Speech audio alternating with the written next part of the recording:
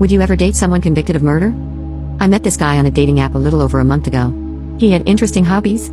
Specifically, he stated he wasn't looking for hookups, and he was handsome in that brooding kind of way. We talked and hit it off really well. He was funny, polite, and showed interest in what I had to say. He even did some research on some of the things I said about a hobby he knew nothing about. There was very little flirting, and it seemed like he was serious about taking it slow. I was too, and everything was going great. Eventually, we met up for coffee. Our coffee date goes really well. He looks exactly like his profile, which admittedly I've been wary about. He's funny, charming, smart, doesn't take himself too seriously, and he was very engaged with whatever I said. Not only did he listen intently to what I said, but we also finished each other's statements. He made me feel heard. My past relationships were different, and I got brushed off a lot because I can get excited and really into something and ramble on. They told me that was weird and told me to stop. Then I feel bad about myself for doing so. But this guy didn't do that at all. He was into it and asked questions. Anyway, it was a great date. Afterwards, we went for a walk because neither of us wanted the date to end, I think, and we walked by a canal where a bird like a duck and its little chicks were swimming about. It wasn't a duck, but I don't know how it's called. He pointed them out and pretty much melted at how cute they were. It was adorable to see his reaction. He seemed like a really kind and cool person, someone I already felt I was falling for. By the end of the date, he asked whether he could kiss me. I said yes, and he did. It was just a light kiss. We continued to text and occasionally call afterwards, and we had a second date a week later. It was at a restaurant that he had suggested. I texted that I wasn't sure what to wear, and he said I should wear whatever I felt most comfortable in. It wasn't a fancy restaurant after all. We met up at the restaurant. I wore a dress with a print on it that made it look like an apple core.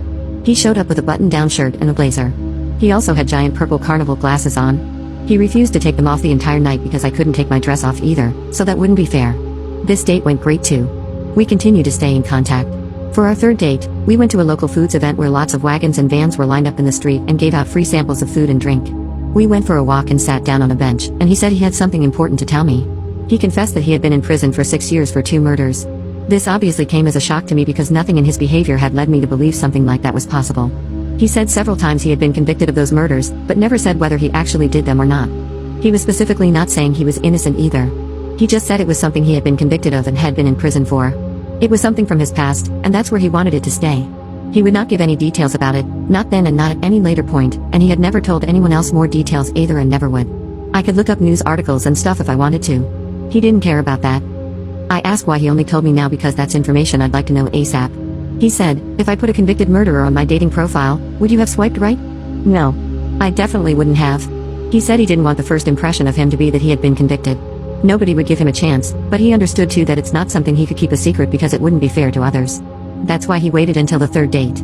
By then, I'd gotten to know him a little and wasn't in too deep yet. Now, I could make a good choice. If I wanted nothing to do with him anymore, he would understand.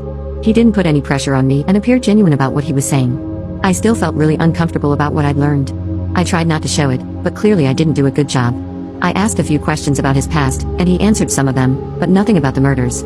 He wasn't evasive, but just said that he wouldn't answer like he had earlier. It's not like he got irritated or anything. I think he was trying to make an effort to be open with me, but I can't really be sure. We eventually said goodbye, and it was a bit awkward. He said if I didn't want anything to do with him anymore, he'd understand. I replied that I needed time to think about it, and he said, of course.